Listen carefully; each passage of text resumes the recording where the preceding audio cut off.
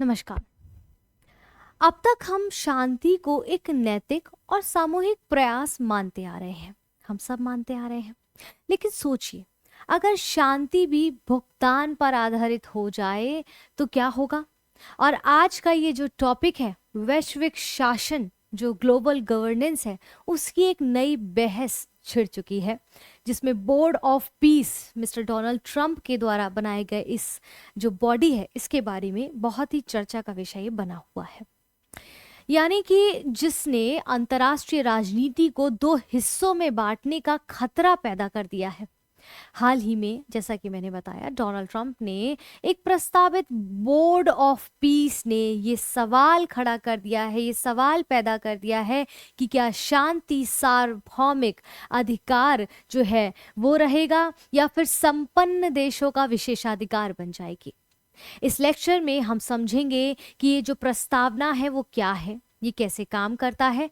यहाँ पर जो मैं बात कर रही हूँ जिस टॉपिक के विषय में, ये संयुक्त राष्ट्र की भूमिका को कैसे चुनौती देता है, वहीं पर इसे ग्लोबल साउथ की भूमिका को ये कैसे चुनौती देगा, ग्लोबल साउथ और वैश्विक व्यवस्था पर ये कैसे इफेक्ट डाल सकता है। इसी संदर्भ में हम यूपीएससी और समकालीन दृष्टिकोण से इस पूरे मुद्दे को समझने का प्रयास करेंगे। दोस्तों नमस्कार, मेरा नाम शिल्पी है। देवघर आईएएस में आप सबका फिर से एक बार स्वागत करती हूँ एक और नए टॉपिक के साथ। आई होप आप सब लोग मस्त होंगे, व्यस्त होंगे और अच्छे से देवघर आईएएस एकेडमी के इस यूट्यूब चैनल पर बने होंगे, ताकि हर लेक्चर आपकी नज़रों से गुजरे और आपको समझ भी आ सके। हमारा यही प्रयास है।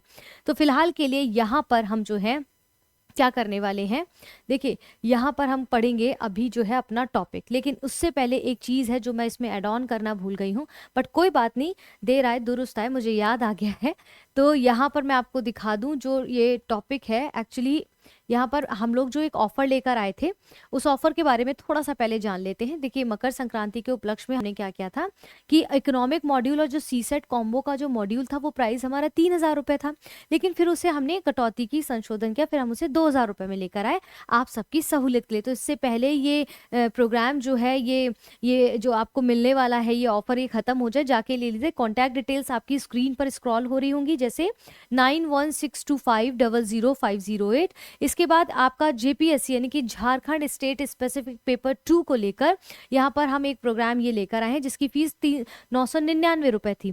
लेकिन उसको हमने मकर संक्रांति के दिन से क्या किया, ऑफर लाए और उसका प्राइस रख दिया 799 रुपए। तो प्लीज इनरोल करा लीजिए, इससे पहले देरी हो जाए, ये ऑफर आपसे रह जाए, फिर आपको यहाँ पर 999 देना पड़े। तो बेटर है कि अभी ऑफर ले लीजिए जल्द से जल्द, क्योंकि ऑफर बहुत जल्द ये खत्म होने वाला है। फिलहाल हम अपने लेक्चर की ओर चलते हैं। और यहाँ पर आपने ये वाला लेक्चर देखा कि नहीं देखा अभी? आई होप देख लिया होगा। ये वाला लेक्चर कल आपको मिल चुका है, ठीक है। फिलहाल यहाँ दूसरे लेक्चर की बात कर रहे हैं। आज जो हम पढ़ने वाले हैं उस पर बात करते हैं, बोर्ड ऑफ पीस की बात कर रहे हैं, राइट? बोर्ड ऑफ पीस की बात कर रहे हैं। तो सबसे पहले समझते हैं आखिरकार ये भला है क्या, ये board of piece. Board of piece जहाँ देखो सब यही शुरू हो जा रहे हैं। तो आइए इसको समझते हैं। देखिए, बोर्ड ऑफ पीस क्या है। सबसे पहले डोनाल्ड ट्रंप क्या कर रहे हैं, कितनी कीमत है इनकी सीट की, इसमें मतलब इसमें दाखिला कराने की, इस बॉडी में, उससे पहले हम समझते हैं आखिरकार ये बोर्ड ऑफ पीस जैसा ये कॉन्सेप्ट आया कहाँ से, क्या है, क्या मतलब है, सारी चीज़ें की गुत्थियों को सुलझाते हैं। देखिए, बोर्ड ऑफ पीस क्या है, एक नया अंतर्राष्ट्रीय मंच के रूप में देखा जा रहा है, ठीक है। एक प्रस्तावित किया गया जो वैश्विक शांति, इसके नाम से ही पता चल रहा है कि बोर्ड ऑफ पीस की शांति की बात कर रहा है, जो वैश्विक शांति और शासन से जुड़े मुद्दों पर काम करेगा। ये संयुक्त राष्ट्र जो प्रणाली है यूएन, उससे बाहर की संस्था होगी। अब यहाँ पर संयुक्त राष्ट्र प्रणाली की बात के साथ तुलना क्यों की गई है, इसको समझ लेते हैं। जैसे आप देखेंगे यूनाइटेड नेशन की जो यूएनएससी है, यूनाइटेड नेशंस जो है आपका यहाँ पर वो यूनाइटेड नेशन एससी जो आपका देखिए स्किप हो जाता है बिल्कुल, security council, United nation security council है, उसमें लगभग आपके 15 सदस्य हैं। ध्यान दीजिएगा। अब इसमें से जो 10 सदस्य हैं वो आपके क्या है, अस्थाई हैं। 10 सदस्य क्या है, अस्थाई हैं, ठीक है, अस्थाई है। वहीं आपके 5 सदस्य इसमें स्थायी है, ठीक है। 5 सदस्य स्थायी है और 10 सदस्य अस्थायी, और 5 जो सदस्य स्थायी हैं यूएनएससी में, उनको वीटो पावर, उनके पास वीटो पावर है, ठीक है, हमें पता है उनके पास वीटो पावर है। तो कह रहे हैं कि ये जो संस्था बोर्ड ऑफ पीस है ये संयुक्त राष्ट्र का हिस्सा नहीं है, ये अलग है। यानी कि ऐसा महसूस कर रहे हैं कई लोग, कई संस्थाएं कि कहीं ऐसा तो नहीं ये यूएनएससी या यूएन को रिप्लेस कर दे बोर्ड ऑफ पीस। ये टेंशन का माहौल बना हुआ है। इसमें सभी देशों को स्वतः शामिल होने का अधिकार नहीं होगा जैसा कि यूएन में हुआ करता था। इसमें क्या होगा बोर्ड ऑफ पीस में कि एक चुनिंदा और प्रभावशाली के देशों का समूह के रूप में देखा जाएगा। बहुत ही सेलेक्टिव और इफेक्टिव देशों को ही बस चुना जाएगा। उसका कुछ क्राइटेरिया है जिसको भी हम देखेंगे। दूसरे शब्दों में कहें तो ये एक इस प्रकार का बोर्ड ऑफ पीस एक मंच होगा जहां पर पावर और जो संसाधन है उसके बेसिस पर भागीदारी तय होगी, ना कि सार्वभौमिक सदस्यता के आधार पर। यानी कि जिसके पास जितनी पावर होगी, जितना पैसा होगा, जितने संसाधन होंगे, संसाधनों में मैं अगर कहूं डोनाल्ड ट्रंप की मेंटालिटी के हिसाब से तेल हो, रेयर अर्थ्स हो, ये सब होंगे तो उन्हीं को इसमें शामिल होने का मौका मिलेगा। ठीक है, तो बोर्ड ऑफ पीस के लिए कई सारे देशों को, अलग अलग कंट्रीज को डोनाल्ड ट्रंप ने न्योता भेजा है। उसमें से हमारा प्यारा भारत देश भी एक है, वहीं पाकिस्तान को भी ऑर्डर दिया है। अब देखिए यहाँ पर बहुत इंटरेस्टिंग पॉइंट आने वाला है, समझिएगा धीरे धीरे। इस बोर्ड का दावा क्या है, क्या करता है ये, क्या किस दावे की बात करता है कि क्या देगा ये हमें। तो प्रस्ताव से जुड़े दस्तावेज ये कहते हैं कि ये जो संस्था, ये जो ऑर्गेनाइजेशन, ये जो इंस्टीट्यूट बनेगा, बोर्ड ऑफ, हम इसको कह सकते हैं बोर्ड ऑफ पीस, BOP। अभी हम सोचते हैं बोर्ड ऑफ पीस, इसको शॉर्ट नेम दे देते हैं BOP। ठीक है, ये जो BOP बनेगा ये युद्ध और संघर्ष के बाद किसी भी एरिया में पुनर्निर्माण की निगरानी करेगा कि फिर से हम उसको रिकंस्ट्रक्शन लाएं, रिकंस्ट्रक्ट करें। ठीक है, वहाँ राजनीतिक स्थिरता किसी क्षेत्र में बनी है या नहीं, यानी कि प्रशासनिक सुधार वहाँ पर बढ़ावा देगा। ये क्या काम करेगा BOP, बोर्ड ऑफ पीस, ये इन सारे काम को करने के लिए बनाया जाएगा, ऐसा मद्देनजर रखते हुए उसको बनाया जा रहा है। शांति स्थापित करने से जो जुड़े अलग अलग प्रयास है उनके बीच समन्वय की भूमिका निभाएगा, यानी कि कनेक्शन बनाने के प्रयास करेगा कि ताकि शांति बनी रह सके। अब आप सोचिए, मैं ज़्यादा बड़ी बात नहीं बोलूँगी, बस इतना बोलूँगी, ये जो बोर्ड ऑफ पीस है इसमें अमेरिका के डोनाल्ड ट्रंप ने पाकिस्तान को भी न्योता दिया है। अब आप सोचिए, एक आतंकवादी देश, माफ़ी चाहती हूँ पर आतंकवादी देश कहना कोई अतिशयोक्ति ना होगी, एक आतंकवादी देश पाकिस्तान को ये पीस, बोर्ड ऑफ पीस में जो है डालने की बात कर रहे हैं। ये या तो पीस का मतलब नहीं जानते हैं या फिर पाकिस्तान के पास गलत न्योता पहुंच गया है, मुझे तो यही लगता है। ठीक है, मतलब ये कि ये सिर्फ लड़ाई रुकवाने तक सीमित नहीं करेंगे कि सिर्फ लड़ाई रुकवा दी, क्योंकि आजकल डोनाल्ड ट्रंप तो इसी मिशन पे रुके हैं। यूक्रेन और रशिया का युद्ध हो, भारत पाकिस्तान का सीज फायर हो, वो तो सबके युद्ध रुकवा रहे हैं। ईरान में भी आप देख ही रहे हैं उनका हस्तक्षेप। ठीक है, तो कह रहे हैं कि ये जो ग्रुप बन रहा है, ये जो BOP बन रहा है, ये सिर्फ लड़ाई रुकवाने तक सीमित नहीं होगा, बल्कि युद्ध के बाद पूरी व्यवस्था को दिशा देने की कोशिश भी करेगा, बोर्ड ऑफ पीस ये। ठीक है, इसकी शुरुआत किस कॉन्टेक्स्ट में हुई थी, ऐसा तो नहीं है कि नया नया इस बॉडी ने जन्म लिया है बोर्ड ऑफ पीस ने। तो इसका जो विचार है, इसकी पृष्ठभूमि पुराने समय की है, यानी कि गाजा पट्टी पर जो शांति के लिए 20 सूत्री इत्यादि जो डोनाल्ड ट्रंप लेकर आए थे, उसी समय जो संघर्ष जारी था उसके दौरान युद्ध जो है, युद्धोत्तर रिकंस्ट्रक्शन की जब बात की गई, युद्ध के बाद रिकंस्ट्रक्शन कैसे जो है गाजा में होगा, उससे जुड़ी मानी जा रही है ये जो बोर्ड ऑफ पीस है। हालांकि इस प्रस्तावकों का कहना है कि आगे चलकर ये जो मॉड्यूल है जो गाजा पट्टी के लिए बना था वो सिर्फ वहां सीमित नहीं रहेगा, पूरे देश में, पूरी दुनिया के अन्य संघर्षग्रस्त क्षेत्रों पर भी लागू किया जा सकता है। ठीक है, तो what does the board claim to do, इसके बाद in what context did this idea emerge, तो हमने देखा किन किन चीज़ों में आइडियाज इनके दिखाई दे रहे हैं। ठीक है, इसके बाद ये व्हाट्स गोइंग ऑन, आखिरकार ये हमने देखा कि बोर्ड ऑफ पीस के बारे में इन डिटेल पढ़ा, कब आया, कैसे काम करेगा, सारी चीज़ें। लेकिन ये चल क्या रहा है, ये बोर्ड ऑफ पीस का इन्विटेशन अचानक से देश में इतनी सुगबुगाहट, इतनी व्याकुलता, इतना भय विकासशील देशों के अंदर क्यों पैदा कर रहा है। देखिए, अमेरिका के, माफ़ी चाहती हूँ, अमेरिका के जो राष्ट्रपति हैं डोनाल्ड ट्रंप ने एक कोई न्यू और वैश्विक संस्था बनाने का विचार रखा है। देखिए, डोनाल्ड ट्रंप है, डोनाल्ड ट्रंप को क्या करना है अगला, उनको वो भी नहीं पता है, क्योंकि वो अगले पल क्या बोल देंगे वो खुद नहीं जानते। उन्होंने नई संस्था का नाम दिया है ये बोर्ड ऑफ पीस। ठीक है, ये जो इंस्टीट्यूशन है इसको हमने देखा क्या नाम है, ये जो मौजूदा अभी UN इंटरनेशनल ऑर्गेनाइजेशन है उससे बिल्कुल अलग ढांचे पे काम करेगी। वो हमने पहले ही देख लिया किन किन ढांचों पे काम करने की बात कर रहे हैं। अब टर्निंग पॉइंट क्या है वो समझिए। कह रहा है कि इसमें वही देश शामिल हो पाएंगे, किसी भी देश को बहुत बड़ी रकम चुकानी होगी बोर्ड ऑफ पीस के अंतर्गत एंट्री करने के लिए, वहां पर स्थायी सदस्यता प्राप्त करने के लिए।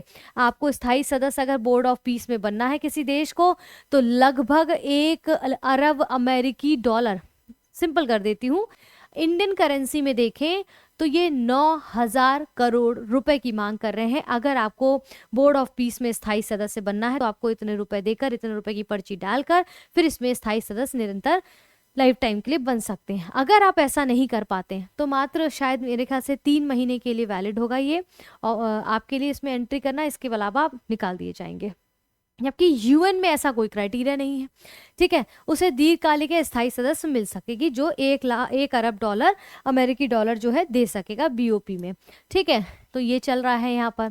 अब कह रहे हैं कि इस प्रस्ताव से दुनिया को इतनी चिंता क्यों बढ़ गई, भाई ऐसा क्या हो गया। ठीक है, देख लिया जाएगा, दे दिया जाएगा जिनके पास पैसा होगा, लेकिन नहीं, कह रहे हैं कि शांति को अब खरीदने की अवधारणा के आधार पर दिखाया जाएगा कि भाई अब ये वो देश इसमें शामिल हो जो पैसा दे सकते हैं, तभी उनके देश में शांति बहाल हो सकती है। मतलब अब पैसा वर्सेस पीस हो गया है। तो ये यहाँ पर चिंता का विषय है कि ये विचार शांति कूटनीति को एक तरह से ट्रेड के रूप में बदल देता है, जहां पैसे के बेसिस पर यह भूमिका तय होगी कि किस देश में अब कितनी शांति होगी, ठीक है। सत्ता का ज्यादातर केंद्रीकरण है, यानी कि डोनाल्ड ट्रंप सब कुछ संभालेंगे। अब व्यक्तिगत या कहते हैं सेल्फ सेंट्रलाइज्ड हो गया है, यानी कि आलोचकों का मानना है ये बोर्ड ऑफ पीस जो होगा उसमें सारी सत्ता डोनाल्ड ट्रंप के हाथ में होगी। इससे निर्णय लेने की जो ताकत है बस गिने चुने नेताओं या एक व्यक्ति के हाथ में सिमट सकती है। तो ये भय जो है पूरे विश्व को आने वाले समय पर डरा सकता है।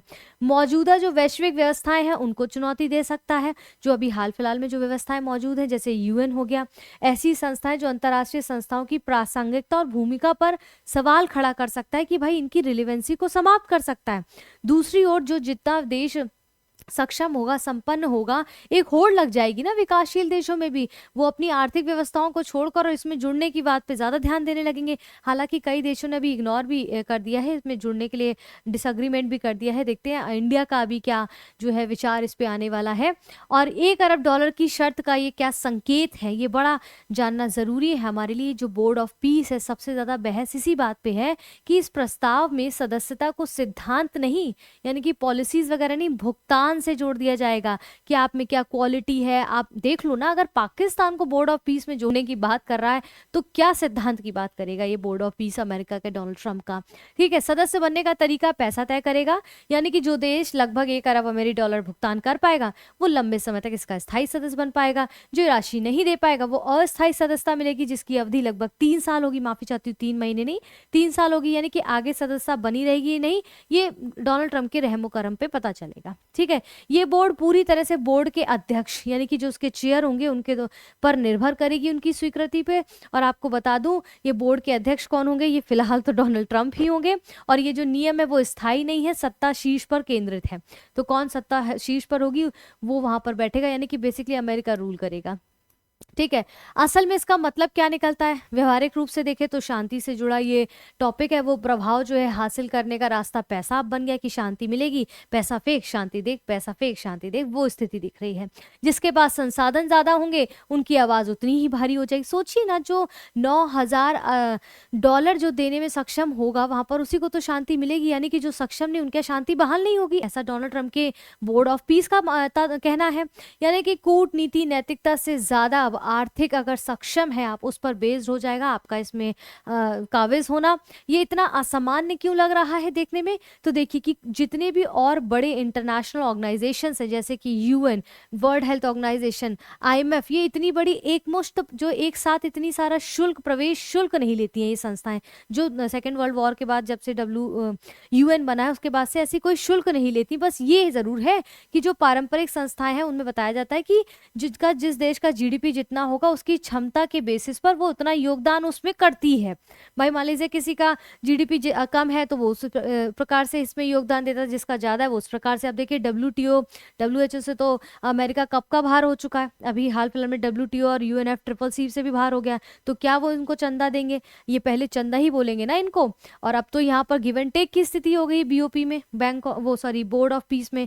तो यहाँ भुगतान करने की क्षमता राजनीतिक प्रभाव को दिखाएगी, जो जितना पैसा दे सकेगा वो राजनीतिक रूप से इतना इफेक्टिव दिखेगा, यानी कि एलीट ग्रुप हो जाएगा ये। ठीक है, बेसिकली ये हो जाएगा ये, यानी कि शासन का ढांचा जो ये बन रहा है बोर्ड ऑफ पीस, किसके हाथ में इसका केंद्र होगा? तो प्रस्तावित जो बोर्ड ऑफ पीस है अगर ये लागू हो जाता है तो डोनाल्ड ट्रंप को इसका जो है धुरी माना जाएगा, वो फैसले लेंगे। उन्हें इस संस्था का पहला अध्यक्ष बनाए जाने की परिकल्पना है। भाई इनिशिएटिव उनका तो वही बनेंगे इसमें। और अध्यक्ष को मिलने वाली शक्तियां क्या होंगी? बेसिकली सिंपल समझें, अगर इनका अध्यक्ष जो है डोनाल्ड ट्रंप बनते हैं, जो कि ज्यादा संभावना है, तो उनके पास क्या क्या पावर हो जाएंगी इस बॉडी को चलाने के लिए, बोर्ड ऑफ पीस को? तो इस मॉडल में अध्यक्ष के पास व्यापक अधिकार होंगे, जैसे ये तय कर सकेंगे कि कौन सा देश इसका सदस्य बन सकता है, कितने समय तक ये सदस्यता उस व्यक्ति की, उस देश की जारी रहेगी, और नवीनीकरण होगा इनमें या नहीं होगा, ये सब डोनाल्ड ट्रंप तय करेंगे जो इसका अध्यक्ष होगा। जितनी भी मीटिंग्स होंगी इनमें किन मुद्दों पर चर्चा होगी, इसका निर्धारण भी डोनाल्ड ट्रंप करेंगे। सोचिए कितना सेल्फ सेंट्रलाइज्ड व्यक्ति है ये। संस्था से जुड़े वित्तीय फैसलों की निगरानी भी डोनाल्ड ट्रंप करेंगे, जो कि अध्यक्ष होंगे इनके पहले। यानी कि प्रशासनिक और राजनीतिक और आर्थिक तीनों स्तर पर अगर आप देखें तो एक ही पद सबसे ताकतवर बन जाता है, वो है यहाँ का अध्यक्ष। और कौन है? Donald Trump. ठीक है, गवर्नेंस स्ट्रक्चर। इसके बाद राजनयिक समुदाय क्या है यहाँ पर? ये जो क्या आपत्ति बता रहे हैं, मतलब कि ऑब्जेक्शंस क्या है फ्रॉम द डिप्लोमेटिक कम्युनिटी? तो diplomatic community has raise concern because international organisations usually functions through collective leadership के साथ। जो हमारा UN वगैरह हैं वो कलेक्टिव लीडरशिप के साथ ये फंक्शंस करते थे। शेयर डिस्कशन, जो मेकिंग सिस्टम मतलब डिसीजंस लेने के लिए सिस्टम्स को जो है एक साथ आना पड़ता था, एक साथ मिलजुल कर काम करते थे। लेकिन in this model, which model what I am talking about, board of peace, तो वो कैसे काम करेगा? The balance of power breaks down and disproportionate control becomes concentrated in the hands of a single individual. Basically सारा centralised होके केंद्रीकरण जो है आपके अध्यक्ष यानी कि डोनाल्ड ट्रंप के हाथ में चला जाएगा। For this reason this proposed model is seen as departure from traditional thinking on global governance. आप देखेंगे इस कारण से इस कारण से क्या हो रहा है, ये जो मॉडल है वो वैश्विक शासन की पारंपरिक, जो एक परंपरागत से जो सोच चली आ रही थी UN के, उससे हटकर अब ये देखा जा रहा है कि अब ये किसी व्यक्ति विशेष का जो है मॉडल, ये बॉडी बन जाएगी ये। ठीक है, और इससे कैसी व्यवस्था उभरती है? कह रहे हैं कि इससे कैसी व्यवस्था जो है उभरती है। तो देखिए ये कैसी व्यवस्था उभरती है, इससे ढांचे का व्यवहारिक असर ये होगा कि संस्था का चेक्स एंड बैलेंस कमजोर पड़ सकते हैं। जो रूल्स है उनसे ज़्यादा महत्व होगा कि व्यक्ति के विवेक को मिलने लगता है। निर्णय प्रक्रिया नियम आधारित नहीं बल्कि व्यक्ति केंद्रित हो जाएंगे। और दूसरे शब्दों में कहा जाए तो ये जो इंस्टीट्यूशन है बोर्ड ऑफ पीस, ये संस्थागत से ज़्यादा निजी नियंत्रण वाला बन जाएगा। वो साफ दिख रहा है, अंधे को दिख सकता है ये चीज़। तो ठीक है, तो which kind of governance structure emerge from this हमने देखा। तो ये जो why does the initiative challenges to United Nations role, but obviously emergence of parallel system हम देखेंगे। मैनी एनालिस्ट कहते हैं कि बोर्ड ऑफ पीस जो है एक नया पैरेलल पीस आर्किटेक्चर बन सकता है, आने वाले समय पे UN को चैलेंज कर सकता है। This structure could gradually begin to assume role that have traditionally been perform by United Nation. जो हमेशा से एक यूनाइटेड नेशन के द्वारा जो परफॉर्मेंस जो दिखाई जाती थी, नई समानांतर शांति स्थापित करना इत्यादि को, वो देखा जाता था जो संयुक्त राष्ट्र निभाता था। लेकिन संभावित रूप से ये मंच जो होगा बोर्ड ऑफ पीस का, वो खुद को विकल्प के तौर पर पेश कर सकता है। वहीं संयुक्त राष्ट्र सुरक्षा परिषद, जिसको हम UNSC कह रहे हैं, उसकी राजनीति भूमिका के सामने संयुक्त राष्ट्र के शांति स्थापित अभियानों के समानांतर हमें दिखाई दे सकता है। लेकिन इसके पीछे का उद्देश्य बहुत ही सेल्फ सेंट्रलाइज्ड व्यक्ति के हाथों में होगा, ये मैं आपको क्लियर कर देती हूँ। ठीक है, इसमें वैश्विक शासन में क्या खतरा पैदा हो सकता है, ऐसा वर्ल्ड लेवल पर इस बोर्ड ऑफ पीस से क्या दिक्कत हो सकती है? तो शासन का विखंडन हो सकता है। ठीक है, फ्रेगमेंटेशन हो सकता है, तेजी से हो सकता सकता है, यानी कि अमेरिका प्रभावित भुगतान आधारित क्लब बन जाएगा। तो एलीट ग्रुप्स ही इसमें शामिल हो पाएंगे भाई, जहां पर 9,000 इंडियन करेंसी में समझिए 9,000 करोड़ रुपए की टिकट होगी, वहां पर सिर्फ एलीट ही लोग तो ले पाएंगे या सक्षम होंगे। ठीक है, दूसरी तरफ अगर ऐसा होता है तो चाइना रशिया को तो इसने इन्वाइट नहीं किया इस ग्रुप ने, अमेरिका ने, तो भाई चाइना रशिया कल को ऐसे देश जो है इर्द गिर्द बनते अपने अलग समूह बना लेंगे। ठीक है, इसका मतलब क्या होगा कि एक साझा जो वैश्विक मंच जैसे यूएन था, उसकी जगह कई प्रतिस्पर्धी मंच, अब यूएन की अगर जगह इस प्रकार का कोई मंच आता है तो यूएन तो साइडलाइन हो जाएगा, उसकी जगह कभी जो है आपका बोर्ड ऑफ पीस बन जाएगा, कभी चाइना अमेरिका, चाइना और रशिया कुछ कर लेंगे, कभी कोई और ग्रुप बन जाएगा, कभी कोई, यानी कि सब सेपरेट सेपरेट अपनी ही राग अलापते रहेंगे, तो देश बचेगा क्या? आप समझिए इन्वायरमेंट का क्या होगा, समझिए अंतर्राष्ट्रीय प्रक्रिया और विरोध क्या देखने को मिल रहा है। विरोध कर रहे हैं कई देश इनडायरेक्टली तरीके से, कुछ आपत्तियां जता रहे हैं कि शांति अब नीलामी नहीं हो सकती। ठीक है, विकासशील देशों की जो वित्तीय बहिष्करण है, इनडायरेक्टली आप कहीं ना कहीं विकासशील देशों का निष्कृत कर रहे हैं, निष्क्रिय कर रहे हैं। आप बता रहे हैं कि आप इतने सक्षम नहीं है कि आप इसमें ले सके। भाई पैसा ही उन्होंने इतना रख दिया उस सीट के लिए, स्थायी सदस्यता के लिए। अथॉरिटी का ओवर सेंट्रलाइजेशन हो जाएगा, बट ऑब्वियसली दिख रहा है संभावित समर्थक ही मिलेंगे हमें कहीं, समृद्ध सहयोगी देश ही सिर्फ इसमें शामिल हो पाएंगे। वॉशिंगटन की कृपा पर और समर्थन के चाहने वाले देशों को इसमें एंट्री मिलेगी, कब तक कितना रहेंगे, हाँ जी हजूरी जो कर पाएंगे वह इसमें सस्टेन कर पाएंगे। यानी कि यूएन की नौकरशाही के बिना तेज पुनर्निर्माण चाहने वाले राज्य इसमें आपको दिखाई देंगे। ठीक है, अब मजेदार पता है बात क्या होगी कि देखना है कि इंडिया का क्या इसमें प्रतिक्रिया आती है, वो देखना बहुत जरूरी है। आई होप आपको ये वीडियो, ये लेक्चर, ये टॉपिक विशेष रूप से समझ आया हो, क्योंकि हमारा मकसद आपको सही तरीके से सही इन्फॉर्मेशन पहुंचाना है। मंडे टू सैटरडे तक दिया के यानी कि देवघर आईएएस के इस प्लेटफॉर्म पर, यूट्यूब पर मैं आपको पढ़ाती हूँ। मेरा नाम शिल्पी है और ऐसी निरंतर हम इस कड़ी में आगे बढ़ते चले जाएंगे, आपके ज्ञान को बढ़ाते जाएंगे। तो ज्ञान बांटने से बढ़ता है, तो इस वीडियो के लिंक को भी अपने दोस्तों के साथ, अपने सोशल मीडिया पे अपने अपनों के साथ साधारण भाषा में समझाया गया, ना केवल यूपीएससी एस्पिरेंट, ना केवल स्टेट पीसीएस के बच्चों के लिए, बल्कि आम जनता भी इसे समझ सके, इसको इस तरह से इलॉबरेट किया गया है। आई होप चीज़ें समझ आ रही होंगी। हमारे ऑफर्स चल रहे हैं, उनको अवेल कर लीजिए। फिलहाल के लिए इस वीडियो को यहाँ समाप्त करते हैं। अपना ध्यान रखें, अपनों का ध्यान रखें। जय हिंद, जय